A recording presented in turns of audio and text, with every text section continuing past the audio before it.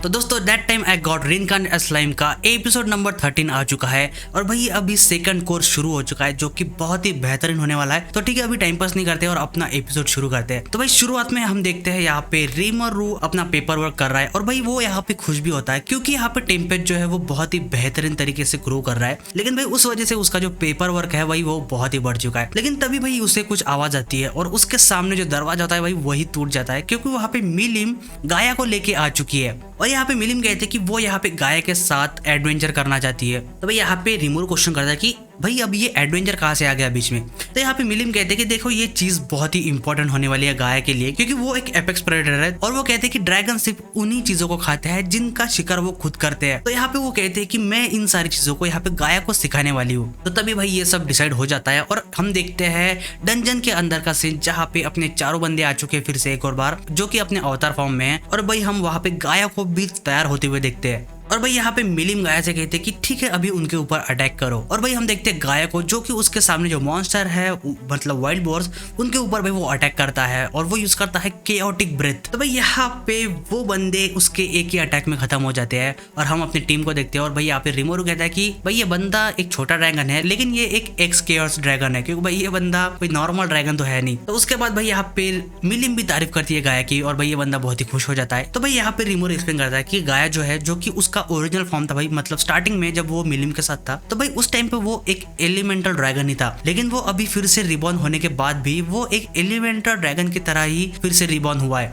और उसके बाद हमको समझाया जाता है कि भाई ये जो एलिमेंटल ड्रैगन है यही सारी दुनिया के सारे ड्रैगन्स का प्रोजेनेटर है। मतलब भाई अपने ट्रू ड्रैगन्स नहीं, ट्रू ड्रैगन को छोड़ के जो बाकी के स्मॉलर स्पीसीज है ड्रैगन की उनकी बात कर रहे हैं यहाँ पे। तो उसी की वजह से जब वो मरा तो उसके बाद ही भाई बाकी के ड्रैगन पैदा हुए। लेकिन उसके बाद हमको एक और चीज बताई जाती है कि भाई इन सब ड्रैगन में से मतलब ट्रू ड्रैगन में से सबसे पावरफुल है स्टार किंग ड्रैगन और उसी की वजह से ये सारी चीजें एग्जिस्टेंस में आई। और उसके बाद रिमोरू एक्सप्लेन करता है कि टोटल यहाँ पे सिर्फ 4 ट्रू ड्रैगन्स है जिसमें के भाई वेल्डरा भी एक है। तो भाई तभी उसके बाद हम सीन देखते हैं 50th फ्लोर का जहाँ पे हम बोविस को देखते हैं जो कि भाई अभी फाइनली हार चुका है। और भाई इन सब ने मिलके बोविस को जो कि 50th फ्लोर का बॉस है उसको हरा दिया है। तो भाई उस वजह से ये बंदे बहुत ही खुश हो चुके हैं। तो उसके बाद भाई अपना सीन शिफ्ट होता है जहाँ पे ये सब लोग अभी पार्टी कर रहे हैं और यहाँ पे वेल्डोरा कहते हैं कि भाई हम सच में अभी बहुत ही पावरफुल हो चुके हैं। और भाई यहाँ पे रामिरेस भी कहते हैं कि सच में हम इतने पावरफुल हो चुके हैं कि हमें अभी कोई भी हरा नहीं सकता। और भाई यही बात को मिलिम कंटिन्यू करती है कि सच में अभी हमें कोई भी हरा नहीं पा रहा है क्योंकि हम इतने पावरफुल हो चुके हैं। तो तभी भाई यहाँ पे रिमोरू खुश होता है ये सारी बातें सुन के। लेकिन तभी उसके मतलब मिलिम के पीछे वो किसी को आते हुए देखता है और भाई यहाँ पे वो मिलिम को वॉर्न भी करता है। लेकिन भाई मिलिम अपनी जोन में होती है। तो भाई तभी हम देखते हैं मिलिम को जो कि बहुत ही खुश है और उसके पीछे फ्रे आ चुकी है और वो उससे कहती है कि तुम बहुत ही खुश लग रही हो यहाँ पे। और यहाँ पे मिलिम भी कहते कि बहुत ही खुश हूँ मैं यहाँ पे क्योंकि भाई ये जीत भी चुके हैं बहुत टाइम बाद। लेकिन तभी वो रियलाइज करती है कि भाई ये आवाज फ्रे की है। तो भाई हम फ्रे को देखते हैं जो कि बहुत ही फिर से गुस्से में आ चुकी है मिलिम की वजह से। और यहाँ पे फ्रे उससे कहते हैं कि तुमने मुझे लास्ट टाइम कहा था कि जब गाया पैदा हो जाएगा तो भाई वैसे ही वो पैदा हो जाएगा तो तुम वापस आ जाओगी। लेकिन भाई ये बंदी यहीं पे रुकती है और फिर से वापस नहीं जाती। तो उस वजह से यहाँ पे फ्रे का पारा चढ़ चुका है। तो तभी हम फिर से वही सीन रिपीट देखते हैं जहाँ पे वेल्डोरा और रामिरेस भाई मौका देख के निकल जाते हैं और हम देखते हैं कि भाई फ्रे फिर से मिलिम को घसीटते हुए लेके जा रही है। लेकिन यहाँ पे मिलिम रिमोरू से कहते हैं कि भाई मेरे फ्रेंड का ख्याल रखना। और हम देखते हैं भाई यहाँ पे रिमोरू और गाया को जो कि भाई गाया सच में रो रहा है यहाँ पे। तो यहाँ पे रिमोरू कहता है कि बिल्कुल मैं उसका ख्याल रखूंगा। लेकिन उसके बाद यहाँ पे रिमोरू गाया को देख के सोचता है कि भाई इसको सिर्फ हम लैबिरिंथ के मतलब डंजन के अंदर ही ग्रो कर सकते हैं और उसका ख्याल रख सकते हैं। लेकिन तभी उसके बाद भाई रिमोरू भी काम पे लग जाता है क्योंकि शुना के आने से पहले वो भी काम पे लगना चाहता है क्योंकि यहाँ पे उसे डियाब्लो ने जो उससे भाई वेसल मांगे थे डीमंस के लिए वो उसे अभी क्रिएट करने हैं। तो भाई हम देखते हैं उसके बाद कि रिमोरू ने भाई बहुत सारे वेसल ऑलरेडी क्रिएट कर रखे हैं और वो बहुत ज्यादा क्वांटिटी में है। तभी भाई यहाँ पे डियाब्लो कांटेक्ट करता है रिमोरू को और यहाँ पे वो रिमोरू को एक्सप्लेन करता है कि सर रिमोरू मैंने आपको बताया नहीं कि मैं सच में कितने लोगों को लाने वाला हूँ मतलब जो डीमंस को लाने वाला था आखिर उनकी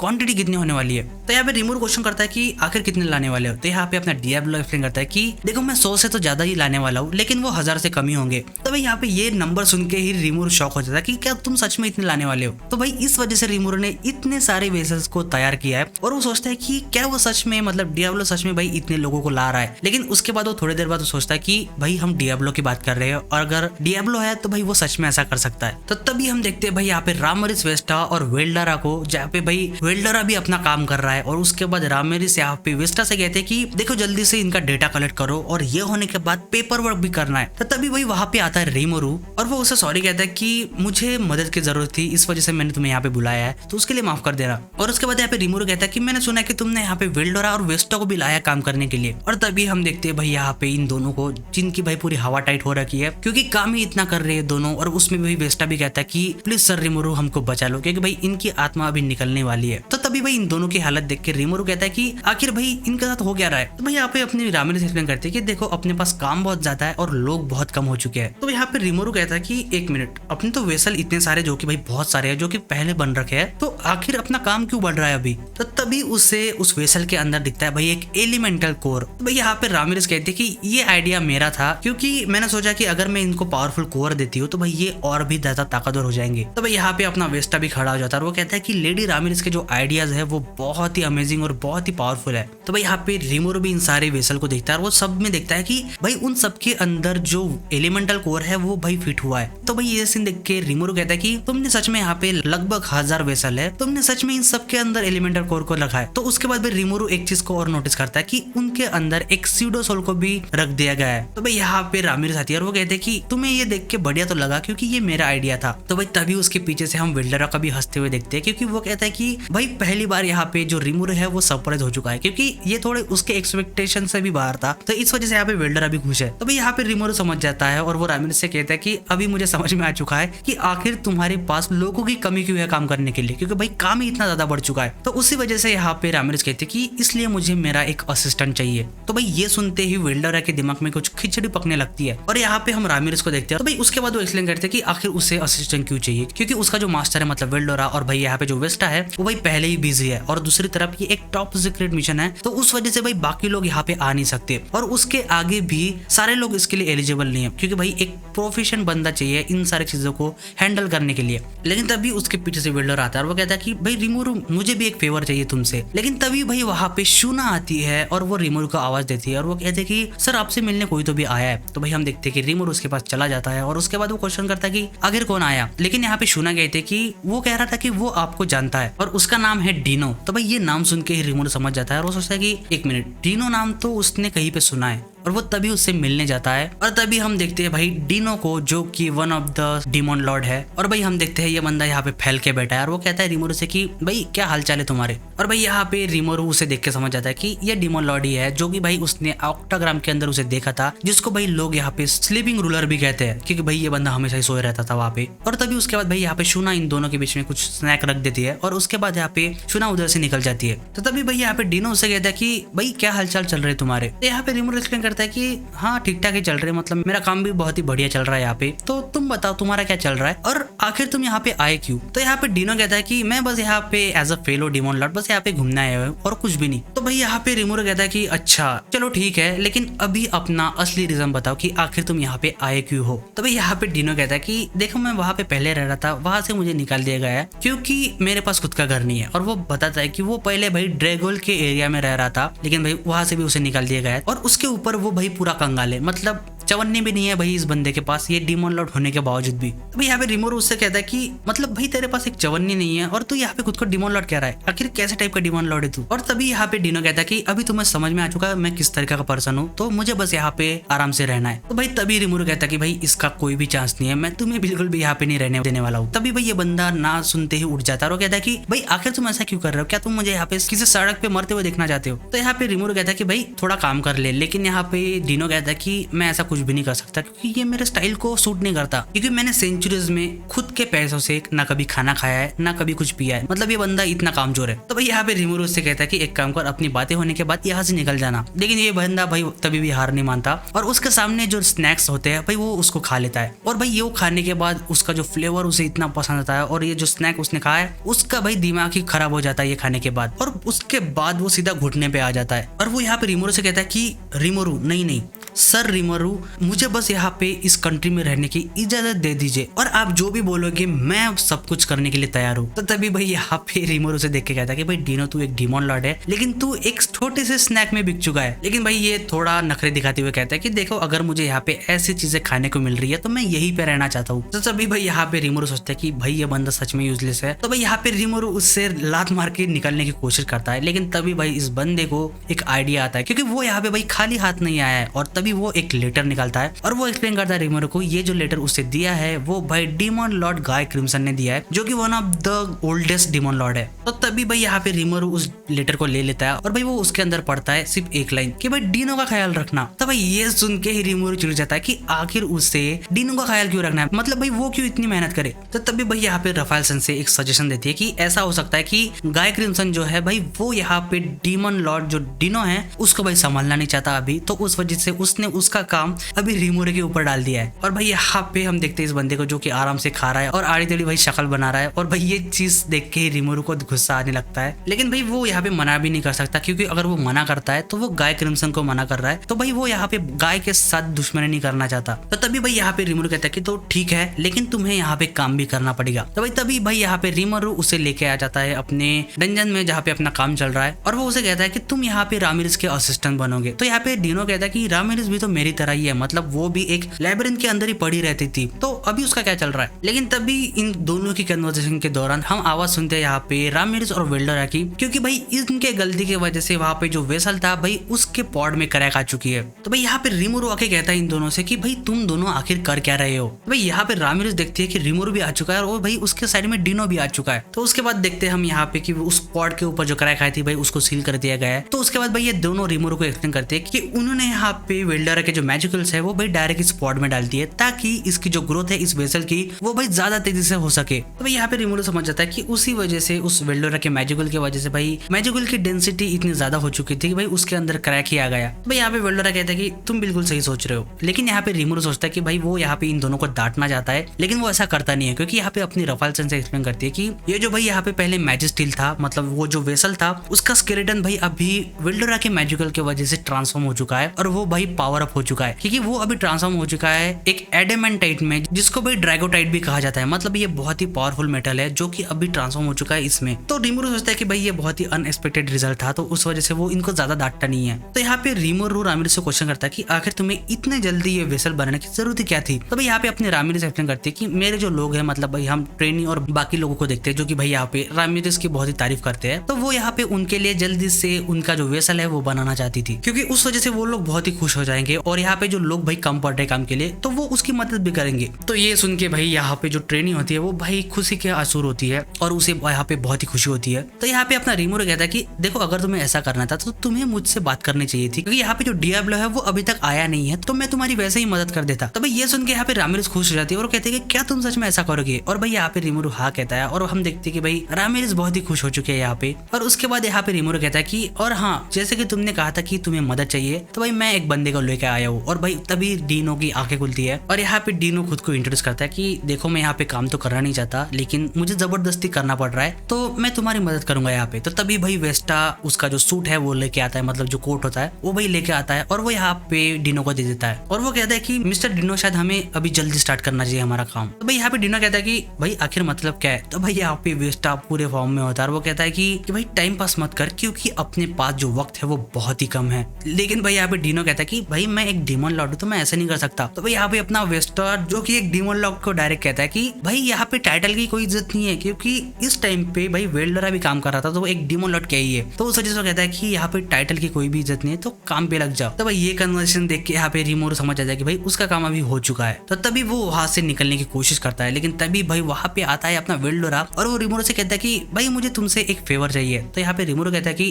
किस टाइप का फेवर। और यहाँ पे अपना वेल्डरा एक्सप्लेन करता है कि भाई उसे भी एक असिस्टेंट चाहिए। तो भाई ये सुन के तो रिमोरू का मूड ही खराब हो जाता है। लेकिन उसके बाद यहाँ पे रिमोरू उससे कहता है कि देखो भाई तुम्हें असिस्टेंट चाहिए, लेकिन सारे लोग बहुत ही बिजी चल रहे हैं, मतलब कोई भी फ्री नहीं है। तो भाई यहाँ पे वेल्डरा एक्सप्लेन करता है कि भाई जो यहाँ पे रामिरेज की मदद भी कर रहा है और भाई वो उस डंजन के मतलब अपनी लैबिरिंथ का गार्डियन भी है, तो उस वजह से उसको भाई असिस्टेंट चाहिए, क्योंकि वो इतना इंपॉर्टेंट वर्क कर रहा है, तो उसका मूड थोड़ा ठीक करने के लिए एक असिस्टेंट चाहिए उसे। तो भाई यहाँ पे रिमोरू का रिएक्शन देखने लायक होता है। लेकिन उसके बाद रिमोरू उससे कहता है कि देखो मुझे पता है तुम्हें कैसा फील हो रहा है, लेकिन यहाँ पे कोई भी बंदा फ्री नहीं है, तुम्हारी तुम्हारी मदद करने के लिए। लेकिन भाई यहाँ पे वेल्डोरा कहता है कि भाई उसकी कोई भी जरूरत नहीं है, क्योंकि एक बंदा है मेरे पास जो कि मेरा बहुत टाइम से एक फ्रेंड बन चुका है, तब मैं तुम्हारे पेट के अंदर था। तो भाई यहाँ पे रिमोरू को समझ नहीं आता, लेकिन उसके बाद अपनी रफाल से एक्सप्लेन करती है कि यहाँ पे वेल्डोरा जो है वो कहने की कोशिश कर रहा है कि उसका जो फ्रेंड है उसका नाम है इफ्रिट। तो भाई यहाँ पे रिमोरू नाम सुनते ही सोचता है कि एक मिनट, इफ्रिट तो वही था जिसको शिजू के साथ अटैच किया गया था डीमन लॉर्ड लियोन ने। तो यहाँ पे रिमोरू क्वेश्चन करता है कि आखिर भाई ये दोनों फ्रेंड कब बने। तो यहाँ पे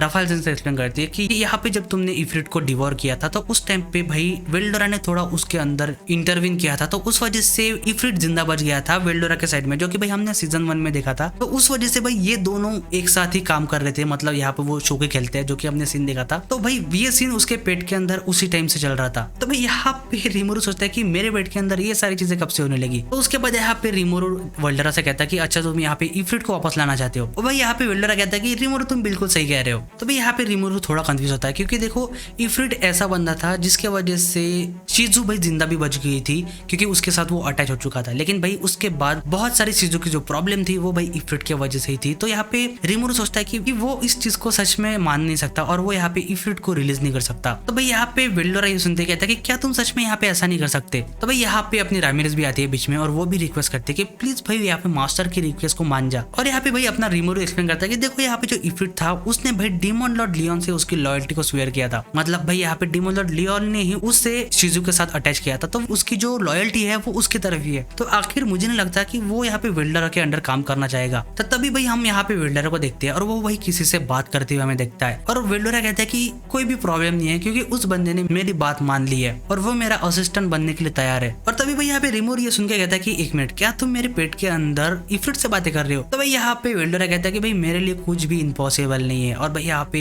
रामिरेज भी तारीफ करती है वेल्डोरा की, लेकिन उसके बाद वो एक्सप्लेन करते हैं कि जैसे हमने भाई लास्ट एपिसोड में देखा था कि भाई इन लोगों की जो मैजिक ट्रेन है उसके लिए जो सैलेमेंडर समन किए थे वेल्डोरा ने, वो भाई इफ्रिट ने किए थे, तो उस वजह से इनकी इतनी सारी मदद हो चुकी है। तो भाई यहाँ पे रिमोरू भी सोचता है कि भाई वेल्डोरा कैसे सैलेमेंडर को समन कर सकता है, तो भाई वो इफ्रिट था। तो यहाँ पे रामिरेज कहती है कि देखो अगर हम इस बंदे को बुला लेते हैं तो हमारी टीम का बहुत ही फायदा होने वाला है। तो भाई यहाँ पे फाइनली रिमोरू मान जाता है और वो कहता है कि देखो भाई इस बंदे की जो रिस्पॉन्सिबिलिटी है वो तुम्हारी होगी, मतलब वेल्डोरा की, तो तुम्हें ही उसे संभालना पड़ेगा। तो भाई ये सुन के ये दोनों बहुत ही खुश हो जाते हैं और भाई यहाँ पे वेल्डोरा ज्यादा ही खुश होता है क्योंकि उसका पहला असिस्टेंट आने वाला है। लेकिन तभी भाई हम देखते हैं यहाँ पे डीनो को, जो कि यहाँ पे वेस्टा के साथ काम कर रहा है और वो सोचता है कि भाई आखिर मैं ऐसे काम कर क्यों रहा हूँ। लेकिन तभी उसे यहाँ पे रिमोरू और वेल्डोरा और रामिरेज की आवाज आती है और वो उस डायरेक्शन में देखता है। और भाई यहाँ पे हम देखते हैं कि वहाँ पे जो वेसल है वो भाई जो कि वेल्डोरा के मैजिकल की वजह से ट्रांसफॉर्म हो चुका है ड्रैकोटाइट में, उसके अंदर भाई इन्होंने चैरिब्डिस का जो कोर था वो भी लगा दिया है। और तभी भाई यहाँ पे अपनी जो रफाल सेंसे है वो भाई ट्रांसफॉर्मेशन का जो प्रोसेस है वो शुरू कर देती है और उसके बाद अपने जो सोल वेसल की जो क्रिएशन है वो शुरू हो जाती है। और तभी हम देखते भाई यहाँ पे इफ्रिट को तैयार होते हुए, जो कि बहुत ही बढ़िया लग रहा है। लेकिन तब हम देखते भाई यहाँ पे डीनो का रिएक्शन, क्योंकि वो ऐसी चीज पहली बार देख रहा है। लेकिन तभी हम उसके बाद रिमोरू को भी देखते हैं और वो भी भाई उसके सामने जो देख रहा है उसे देख के शॉक होता है, क्योंकि वो यहाँ पे इफ्रिट को देखता है। और उसके बाद भाई कैप्सूल का जो लिक्विड है वो निकाल लिया जाता है और उसके बाद जो पॉड है वो भी उठा लिया जाता है। और उसके बाद हम देखते हैं भाई इफ्रिट को,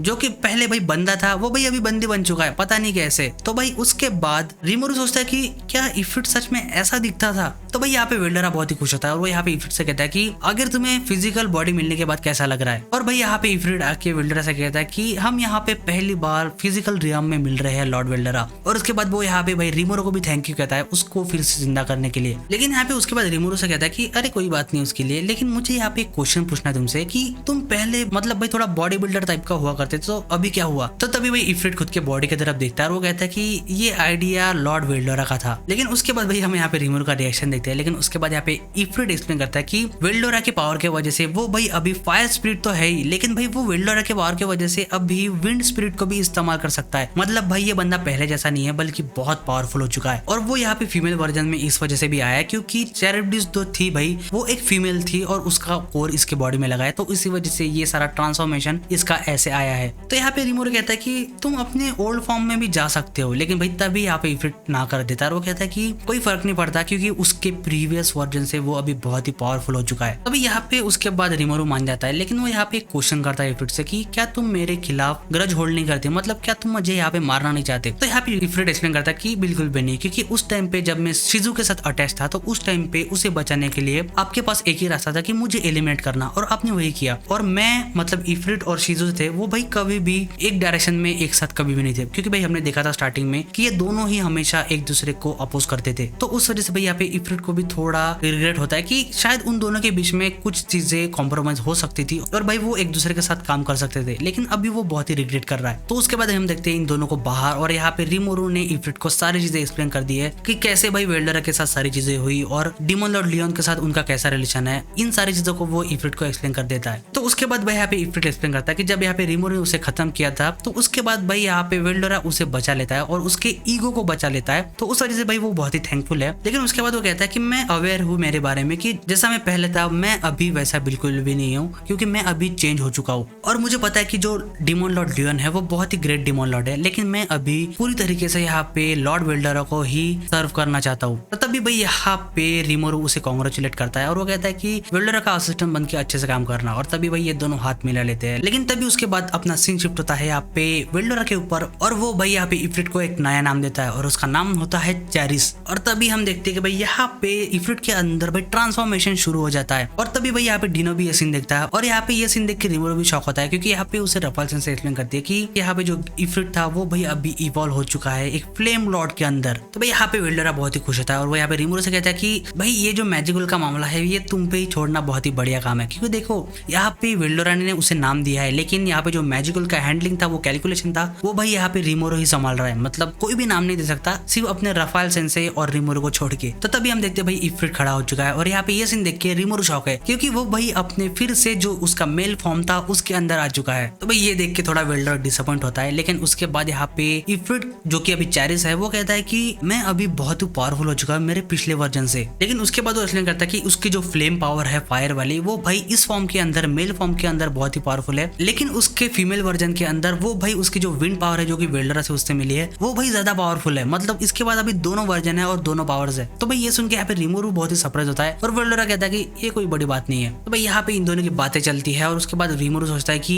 भाई अभी इफ्रिट जो कि बहुत ही पावरफुल हो जाएगा मतलब चेरिस, तो भाई अभी वेल्डरा उसे बहुत ही घिसने वाला है काम करने के लिए। तो भाई यहाँ पे ये सीन देखता है डिनो और वो देखता है फ्लेम लॉर्ड को, और भाई वो सोचता है कि इन्होंने आसानी से एक फ्लेम लॉर्ड को उनका फ्रेंड बना लिया, अगर कैसे। तो भाई तभी उसके पीछे आता है अपना वेस्टार, वो एक्सप्लेन करता है कि ऐसा यहाँ पे होते ही रहता है। और भाई यहाँ पे रामिरेस भी आती है और वो एक्सप्लेन करते हैं कि अगर तुम यहाँ पे रिमोरू और मास्टर के साथ रहते हो तो भाई ऐसी चीजें तो नॉर्मल है यहाँ पे। तो यहाँ पे डिनो भाई डिसअपॉइंट होकर सोचता है कि भाई यहाँ पे कोई भी चीज सेंस नहीं बना रही है। लेकिन उसके बाद यहाँ पे वेस्टा उसके कंधे के ऊपर हाथ रखता है और कहता है कि भाई ये चीजें होती रहती है यहाँ पे। लेकिन उसके बाद हम देखते हैं भाई रिमोरू को, और वो एक्सप्लेन करता है कि भाई उसने जो नए कंपेनियन है वो और बना लिए, क्योंकि हम देखते हैं ट्रेनी को और उसके साथ बाकी ड्रायड्स को भी भाई उनको अभी उनका वेसल मिल चुका है। और भाई यहाँ पे लगभग उसने 100 ड्रायड को उनका वेसल दे दिया है, और उसके वजह से भाई लेबरिन के अंदर जो भी काम चल रहा था वो भी अभी बढ़िया होने वाला है। तो भाई तभी यहाँ पे ट्रेनी थैंक यू करती है रिमोरू को, क्योंकि फाइनली उनको उनका वेसल मिल चुका है। और भाई यहाँ पे रिमोरू भी सोचता है कि अभी शायद उन्हें लोगों की कमी नहीं होने वाली है उनके काम के लिए। और उसके बाद वो सोफे पे लेटने के बाद सोचता है कि अभी बस डियाब्लो का वापस आना बाकी है। और तभी भाई अपना सीन शिफ्ट है डीमन रियाल्म के अंदर, जहाँ पे हम देखते हैं डियाब्लो को, और वो यहाँ पे कहता है कि